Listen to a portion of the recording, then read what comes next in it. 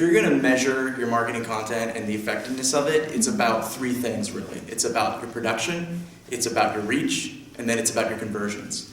That's how I really think about the grouping of how you should measure your content, right? There's not just the fact that your content's performing or driving social shares and things like that. You need to look at the health of your organization in producing that content. How long does it take to produce that content? How often are your team meeting the deadlines that you set? You really need to benchmark those things, because if content is what fuels your pipeline, then you need a steady pipeline of content.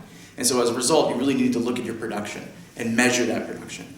The next part I would say is the overall reach. And so these are the things I think we're more familiar with. Which channels are driving the traffic to our content? How are we getting our content amplified by our buyers through social channels? What kind of engagement are we seeing?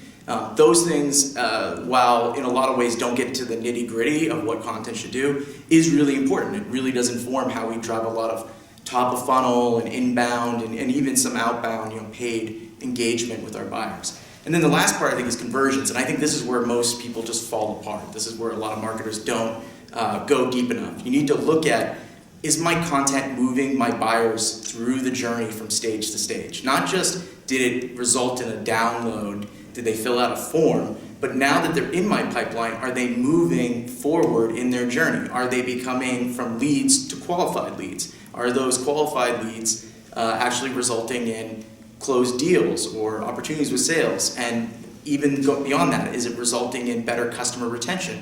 And you can only really measure this by looking at which content they're touching and engaging and what's kind of coming to the top, what's most influential in that.